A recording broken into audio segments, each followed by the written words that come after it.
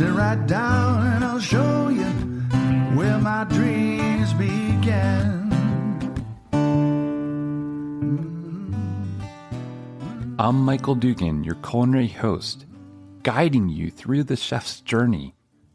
Join me at the chef's table, where you'll experience stories, secret sauces, signature dishes, and kitchen disasters.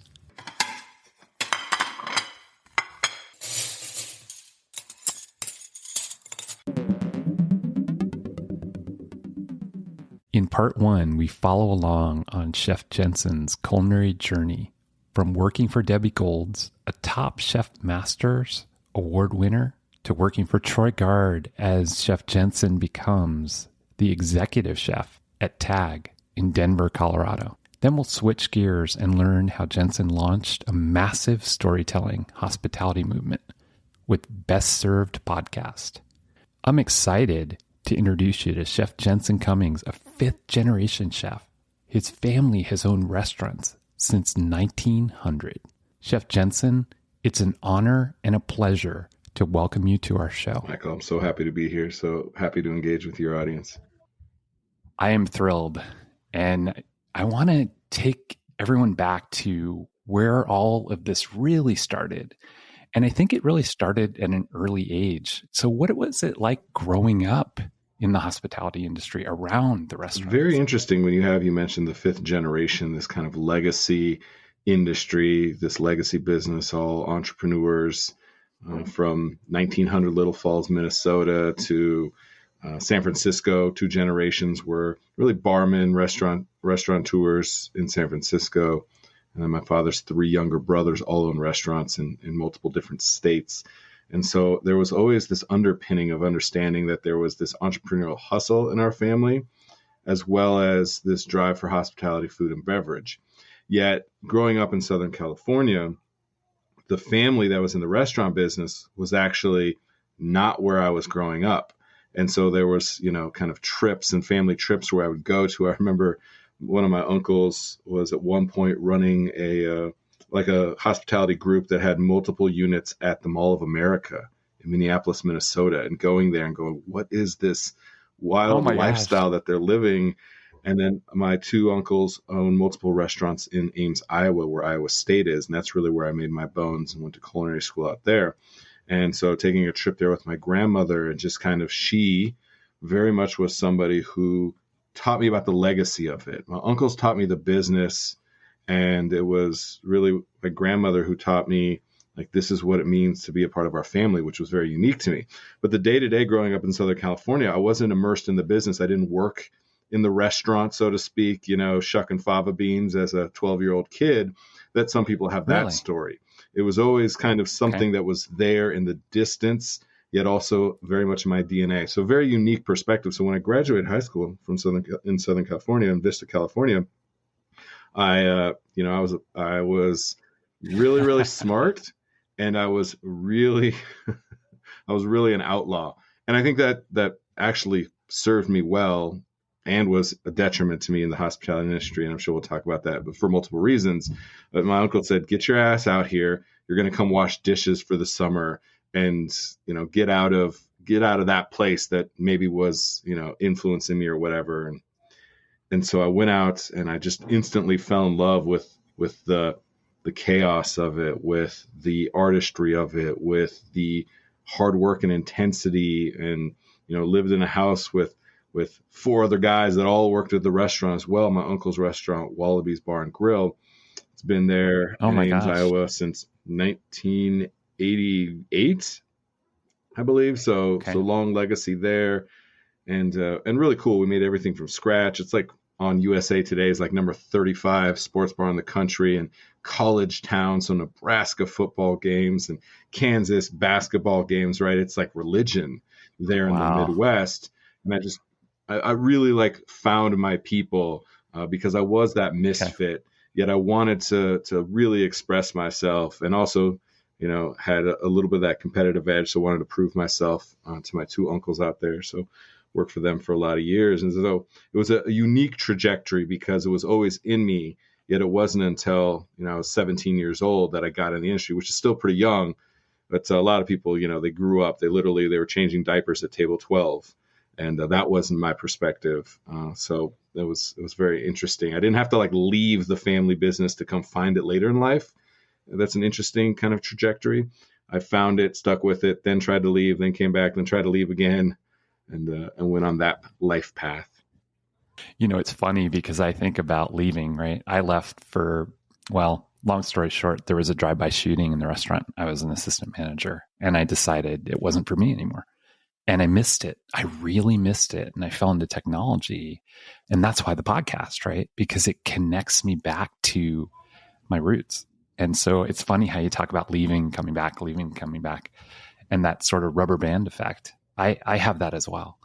But it's so interesting. Sucks you in, Michael. I know, man. It really, really does. And Clubhouse sucks me in too. And we'll talk about that. But so then what happened? Yeah, I went on kind of that chef-driven path was for me. Went to culinary school, and then went and tried to find kind of those chefs that I thought could level me up. So I went to Kansas City and worked for Debbie Gold, who's a James Beard Award winner, was on Top Chef Masters at a really defined Kansas City high end, in a restaurant called The American, which is classically famous restaurant. Like Hallmark family has owned that building, that establishment for a lot of generations, I believe, and then opened up a place called 40 Sardines, which very much was on the forefront of kind of progressive American in the mid 2000s, and got to work there.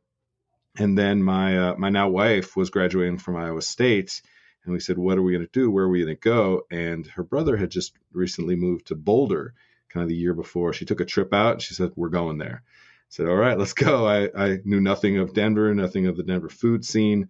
Reached out to a handful of chefs that, again, were kind of that chef-driven type mentality and approach to restaurants, and kind of just found the scene out here. It was really great coming out here because, it was still a young scene. So I felt like I was going to be able to maybe put a stamp on it and have an impact on what happened in the Denver food scene. And definitely was able to do that, and felt like there was a good foundation here, yet something to build upon. And I think as Denver has obviously emerged over the last decade, feeling very connected to that growth has been pretty meaningful for me. Wow. And that kind of got me into the restaurant scene and embedded here, and a lot of ups and downs for sure. And finding my own way and losing it, and being that great leader that created dynamic teams, and then being the selfish asshole chef who didn't realize that as a leader, it's my job to work for my people and empower them. And every single time I've succeeded, it's binary. I realized that was my responsibility and the opportunity that I had. And every time that I failed, because I took people for granted, thought they were lucky to be here, so to speak. And so I had to deal with that kind of adolescence in growth as a leader. You see that all over the industry, right? Is that that abuse that happens, and that taking for granted piece, and you don't make any money. It's like you're working your ass off, and it's like you need to treat people with respect, and they work so you hard. prey on your own passions often, and the industry at large preys on passion.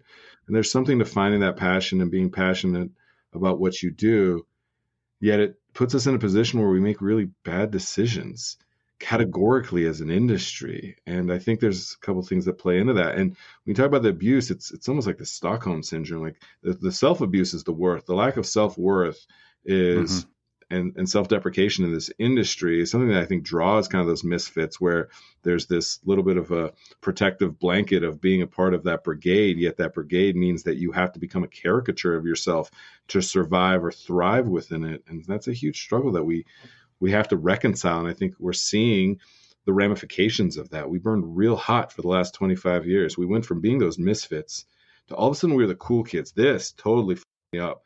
All of a sudden, like, being a chef was cool. Like, I was getting invited, from Colorado Avalanche hockey players to like after parties and stuff like, stuff like that, like stupid stuff. Oh, wow. Celebrity status, right? Right. And I had no business being there. I was not mature enough to understand how to handle that. And that was reflected in this like trying way too hard, forcing things, not recognizing that the food does not matter. This is the hardest thing as a chef that I've learned. The food does not matter. Interesting. The food is just the proof that you are who you say you are. And the story that we tell and the relationships that we build, that's what actually matters. That's what has legacy. That's what creates actually viable, long-term, successful businesses, right? Like you better make good food. You better have a good business. That's the barrier of entry. The thing that creates something that has a sense of belonging and purpose is always the story. And we are in a very unique business, actually. We're in the relationship business. People talk about the people business. Every business is a people business. I don't care if you make sprockets. You have to be able to interact with people. But like the relationship business is fundamentally different because no relationship was ever cultivated through a product or service. It's always been people that have found a way to build relationships. Product and service definitely create the opportunity, right? Like-mindedness, you have similar tastes, you've been to Italy, so other people who like really resonate with that kind of lifestyle and connection to travel and hospitality, but it's always the relationships. So being able to understand that the most important relationship we have is with ourselves. Then from there, it's with the people that we interact with, the people that are a part of our teams. And we forgot that, right? And so now we see people don't want to work in restaurants because restaurants are not a great place to work. And it's been exposed and we're having to deal with the ramifications of that. And it was a big reason that I started Best Served. Let's talk a little bit more about your chef background. I know you worked for a couple other places in Denver, Tag and Row 14. Yeah, Tag was a really important restaurant. It was one of the few departures in the early days in Denver of restaurants that weren't the Americana with European influence bistro type scenario. So much of that, I mean, it's still like very pervasive, this idea of new American, which doesn't actually mean anything in the food scene. And here we lean very heavily into the influences of Troy Gard, which were simpatico with mine, myself being of Japanese descent, growing up in Southern California, spending a lot of time in Mexico, him from Hawaii, also spending time in Southern California. There was a lot of influence from our travels and the people that we grew up with, and it was just it was different than more of the Midwestern or mountain kind of lifestyle. So that was a very unique way that we got to play a little bit more, and I got to kind of find myself as a chef.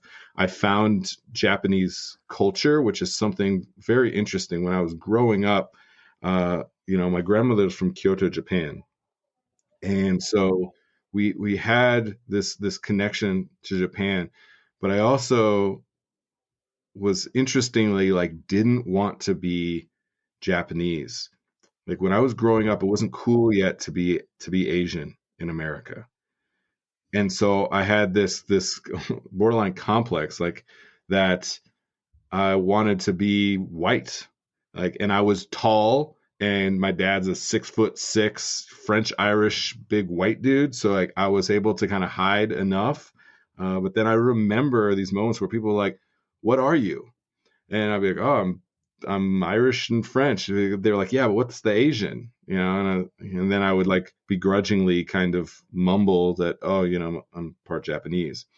In the food side, that was a struggle as well, because behind closed doors, we always had a pot of rice going. There was always, pickled ginger and umeboshi and things like that, and soy sauce in our refrigerator.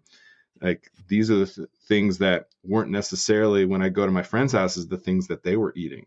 So there was a little bit of that self-worth, doubt, and shame that I was able to kind of bring out. And so many of the things like little fermented pickles or natto or these like funky things that my grandmother, my obachan, would bring to the house.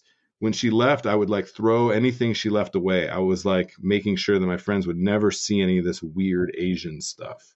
And now that's like foundational to the way that I cook. And so many chefs are influenced by that. But it took a long time for me to find that. So Tag was important for me to be able to let some of that loose a little bit and play and show some homage and respect to kind of where I came from outside of the, the restaurant side of my family, but bringing that Japanese culture to the forefront a little bit and struggling with it too. For another reason, my two younger sisters have both been to Japan with my grandmother.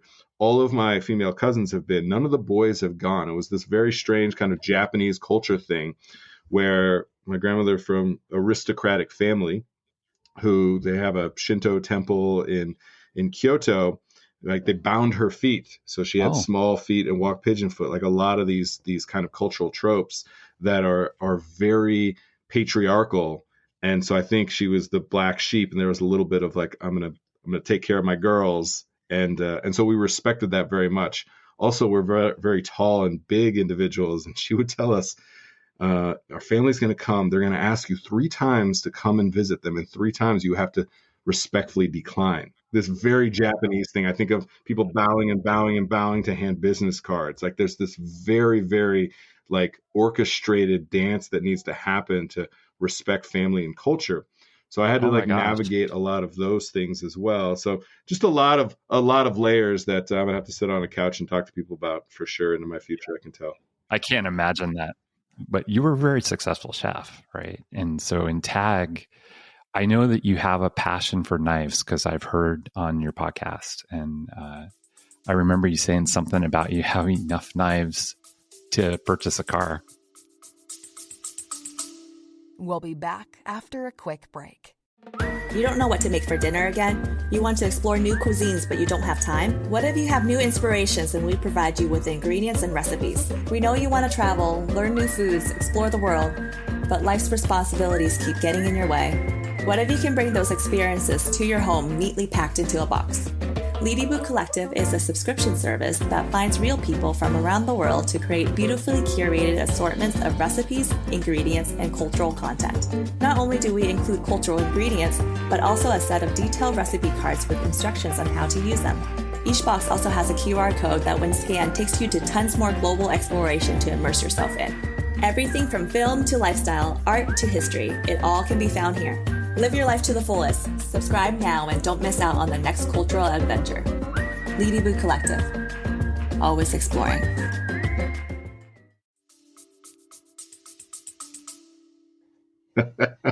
Yeah, I got a little bit obsessed with the knives. It's funny. Elin Wenzel. Oh, man. Elin Wenzel, Element Knife Company now. It's a friend of mine. He was a really prolific sushi chef in Denver, a place called Sushi Sasa that really put Denver on the map. Wayne Conwell, he worked for Morimoto. Morimoto called him the best American-born sushi chef in the country. And so they have a strong legacy there. And Elin would bring around a knife broker from Japan to his friends at restaurants and started buying restaurants and custom-made Japanese knives. And so there's this level of obsession. Yet when the tools of your trade are important, having the right tool for the right job, there definitely was something to the importance of that. And I do get a little bit obsessed in that way. And I think you sometimes have to kind of find the bottom of whatever rabbit hole you're going down. And so knives was definitely some of that for me. And I always pride myself on being a very, very technical chef. Was much less of the true artist, the true avant-garde. I was much more of a technician. Yeah. And so, my knife skills were always the best in the kitchen. I made sure I was very competitive, but borderline obsessed with being competitive about it. I had this famous thing called the chive test, where anybody who sliced chives appropriately would get offered a job on the spot and get paid whatever they want. And in 7 years, a few hundred people took it and one person ever passed it, because it was a litmus test of everything it means to understand a kitchen and understand your tools and your ingredients and all of these things. And so it was like oh my gosh, I love this.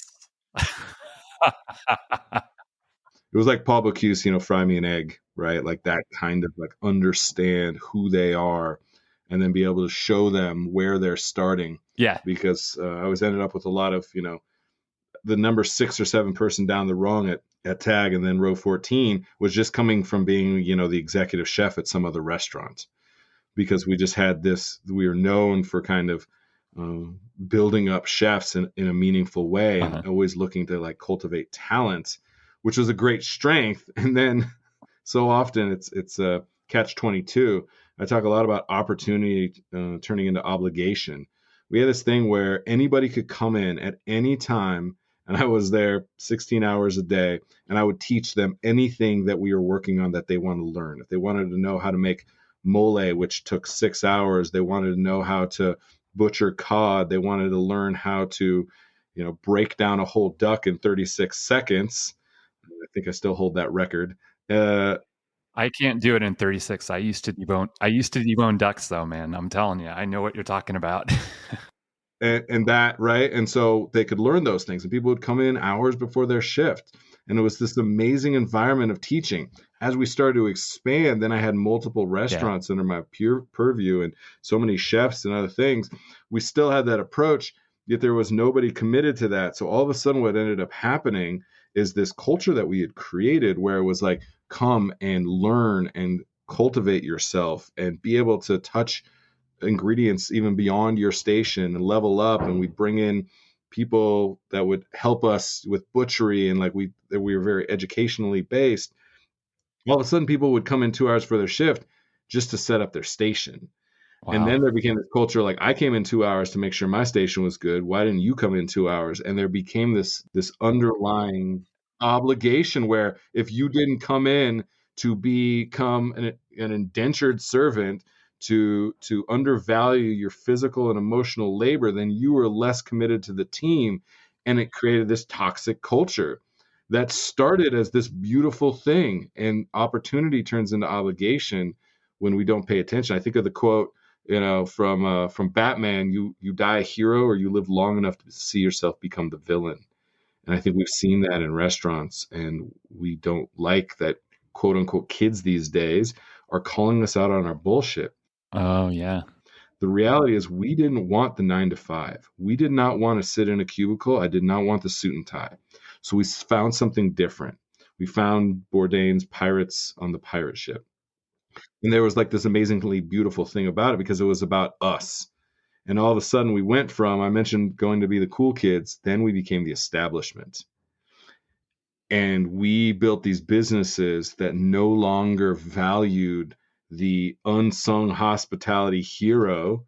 That Band of Rebels, it was built for something different. And part of it's my fault. I helped build a lot of the inequity because we thought that that's what we were supposed to do. And now we're going to blame 22-year-olds for the state of this industry because they're not as dedicated and determined and hardworking, because they don't think that getting a plate thrown at your head is a badge of honor. Turns out they're right. And turns out they're calling us out. It turns out they don't want to be a part of the establishment either. We've become the cubicle and the suit and tie, and we don't like it. And we're having to grapple with that. And that is a huge existential crisis that we see playing out every single day in the industry. When we talk about labor shortage, there is no labor issue. There's a culture issue playing out a mass scale.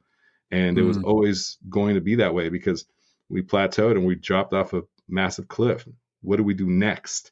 And it was me looking at my 2 young sons and saying, would I want them to be the 6th generation? No was the answer. Michael, 2 years ago, 3 years ago, said, I have to do something different. I have to find a way to build something that millions of people can call their own in the future. Because otherwise, this industry that I love and hate, and so many of us do, doesn't exist. And so that's what was the real catalyst for Best Served. It was in part to try and highlight building something new and do the work behind the scenes to, reimagine and restructure a P&L that more plays into the way that this business actually works, and restructuring what we call workplaces worth working, where we're actually investing in our most valuable asset, people. Having the storytelling be at the forefront of that, because it's important, That blew me away. That absolutely blew me away. That got me hooked on your podcast. And that's the next phase. I wanted to set time for this because I'm like, you're a chef. Let's talk about being a chef, but let's talk about your podcast. So what happened? Yeah, it was actually November 18th, 2019, when Best Served, as kind of a podcast, a storytelling apparatus, kind of media and highlighting people across the industry, started. And it was a need to highlight more voices. I've always been able to like get attention for doing interesting stuff as a chef. Sometimes it was trying way too hard and doing stuff I probably shouldn't have been doing to food, but hey, it got me some attention. So like I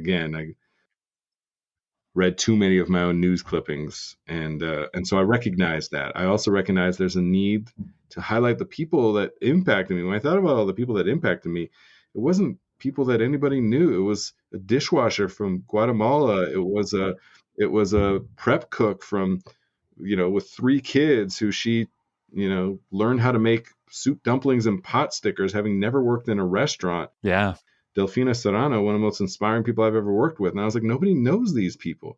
These are the most important people that have ever been a part of my success and my work in this industry. So I needed to highlight them, and I wanted to hold the space for that to happen, and atone, apologize, and be able to call myself out and not hide behind the shiny tower of amazing food, beverage, hospitality experiences that we always showcase in the restaurants, but behind the scenes, it's leave your shit at the door, smile, it's part of your uniform. You're only as good as your next plate.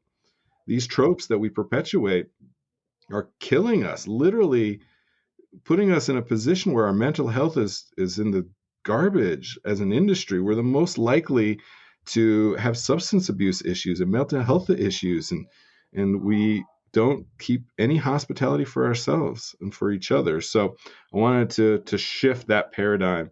And it was an audio only podcast.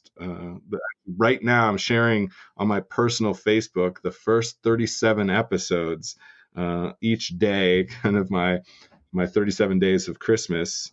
And it's amazing to see how bad I was at doing this whole podcast thing back then. And it didn't matter. It was just about get the stories out there. Like there's a video of me with a like a headset, looks like I work at a Sprint call center in Mumbai, like cheap headset. I'm in my Jeep outside of my gym with a couple hoodies hanging around me to like buffer sound. And I'm just recording onto my phone into Anchor to make a podcast. That was it. I saw that, man. I watched that. It was so important for me to just get it out there. And I wasn't worried about imposter syndrome. I said, I'm just going to tell these stories and probably nobody's going to care, but that's okay. And so sharing those first 37 was important to me. And you just do it. It starts with one. You have to commit to making, and you never know what's going to happen. Yeah. I mean, I feel it. We talk a lot about you're one piece of content away from that breakthrough, personal and professional. Make that one piece of content and then do it again and again and again and put in the reps, and you'll find that there's something for you there when you start to tell your story and not just focus on the food, the beverage that commoditizes the actual value that essential, that doesn't cover. Indispensable workers bring into commerce and culture in their community. And we need to really put that on a pedestal. So how did it evolve? 400 episodes, man. I mean, that's incredible. I remember you said that you recorded every day for 6 months. That's a lot of recordings. That's a lot of people. It was a lot of recording. March 18th, 2020, I went live on Facebook for the first time. And leading up to that, I had just regular audio podcasts scheduled, and it was like March 14th, 13th, something like that, and realized that the shit was hitting the fan. Things were changing. I had a couple of events coming up, had to cancel those. And then in like a 4-day span, the consulting work that was actually kind of how I make my money went to zero, like in 4 days. Every project, everything I had going, people pulled out, they're not doing it, whatever. Oh my God. And I had to make a decision, like, what am I going to do? And I had no idea what to do. I was like, the only thing I know how to do is hustle and communicate. So I'm going to just show up for people. I don't know what they need or if they even want to hear from me when all this is going on, but I'm just going to be there and see what happens and see if people need to talk or want to talk or have insights or advice or resources. And so on March 18th, 2020, went live on Facebook. No idea. Like there's another video on YouTube that is all these bloopers and stuff. It's like ridiculous how bad it was. Like I was using the camera on my Dell like mini laptop and the camera's actually at the bottom of the screen. So like sometimes I was like typing a comment and you can see my hand looks like a giant claw coming at you. It's just so bad. It didn't matter. I was just committed. I'm going to keep doing this. And yeah, I did. I was on for almost 6 months, 7 days a week, would not like unrelenting in the pursuit of just showing up for people because it's all I knew how to do, and kept finding people. And we started building this like best served team. And, and it was all through like storytelling, commitment to content. Andrew Parr, who's like really my partner in this, wrote an article about kind of people in hospitality, and it was on Medium, and I read it and I was like, let's talk some more. And now, we have a core team of 6 people, and we're bringing on interns, and any given time we could have like 15 people working on best served projects. And it started at 0. I didn't even know that this was going to be the direction that we take in. We're out here trying to amplify the worth and work of those who feed their community, and do it through media and storytelling, do it through understanding different business models, and also especially understanding that the investment you make in people and the workplace that you provide is the real asset that these business has. The investment you make in your people is the only line item in budget that will never depreciate in value. The only one. I don't care what you spend on equipment, on plateware, on consumable goods. They will always depreciate in value. People will never depreciate in value if you invest in them. You can look at study after study from Deloitte and all the big boys. You invest in people, it pays dividends. Yet we are always looking to cut and control when it comes to people versus that growth and investment mindset. And so a lot of shifting there, and yeah, we just kept at it. Michael, you know how important that is. Made me think of this. So I'm going to throw this in there. If investment in people is so important, why is there so much abuse by chefs of their staff? How do you educate them to change their mindset, to create a team environment? That is the biggest challenge that I face. The number one thing is we are so tethered to the way that we came up. It is so hard to see past the inequities that created within us, the anger that we have, the self-doubt, and the forced greatness that we try to put on the plate. And we got to recognize like that all those things, they are just masking the real thing that we're trying to accomplish. And so the first thing is you have to understand the business that you're actually in. So I mentioned the relationship business. If you understand the business that you're in and the actual value that you bring, you start to prioritize where you spend time, money, and effort, what you're trying to cultivate. And so if we understand that, it shifts the dynamic. But there's this very chicken or egg scenario I have to talk to chefs about a lot. It's like, why would I spend time, effort, and money on them? They're just going to leave. It's like, why would they stay? You're not going to spend any time, money, and effort on them. So like it's this vicious cycle that all of a sudden, pre-pandemic, we have 73% turnover rates that are basically average for about a decade. At the worst of it, which it's worse now, but let's just stay pre-pandemic, 56 days was the average tenure of a restaurant employee. And we're blaming quote unquote kids these days. And I think that shift in what potential and opportunity you have. And then, I go to making a business case once I get them beyond understanding that your turnover rates are costing, and the average restaurant that may have, 30, 40 employees, that's costing you $100,000 in lost revenue, in additional training costs, in hiring and acquisition, in increase in waste, in a decrease in efficiency and productivity, a decrease in check average, a decrease in frequency.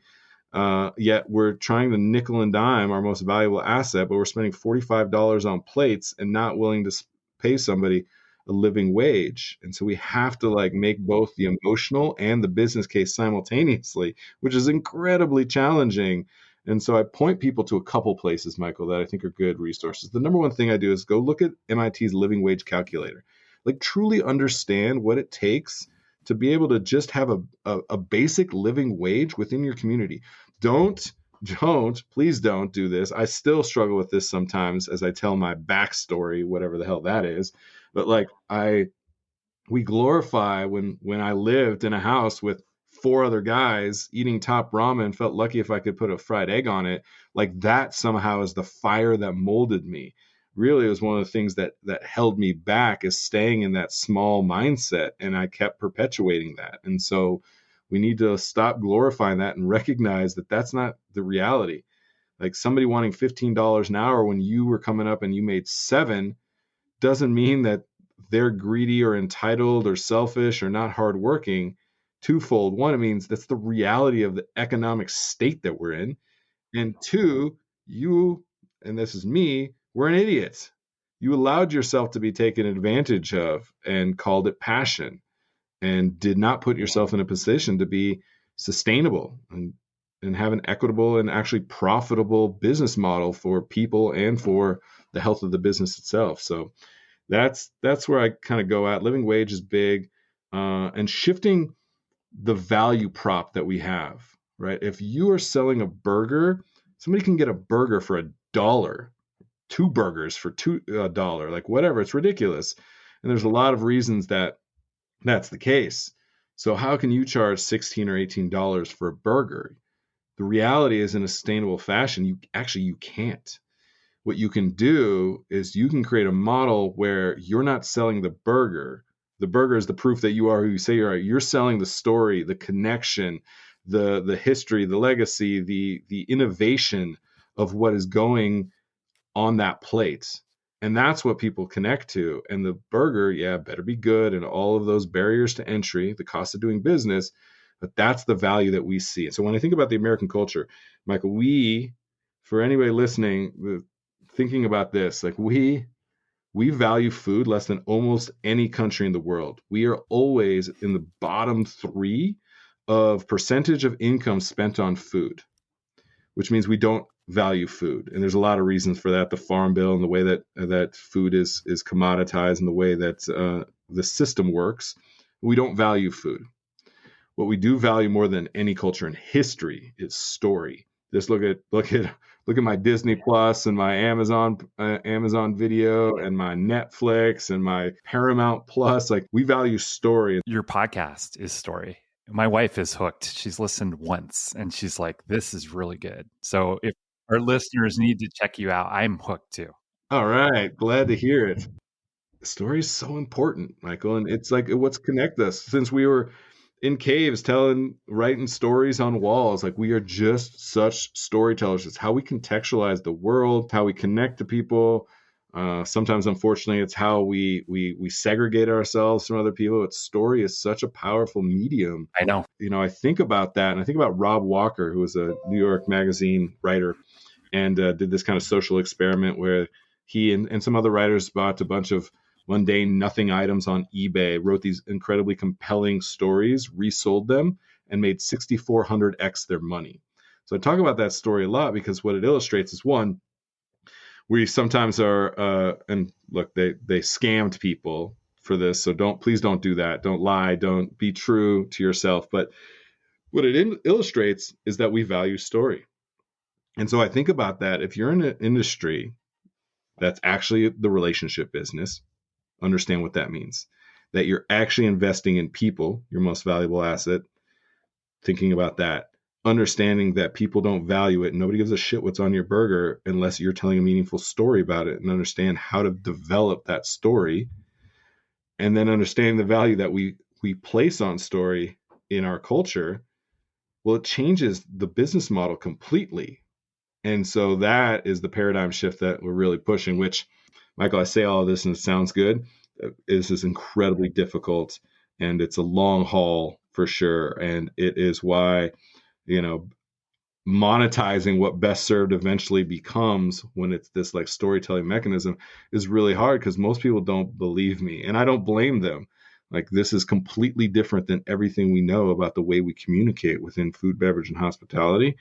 I am nothing if not an unrelenting and maybe naive force of nature, and I'll keep at it, Stay connected with Chef Jensen and catch part 2 as Jensen takes us deeper and brings storytelling to life with his epic storytelling challenge. You will leave impacted and inspired and ready to tell your story.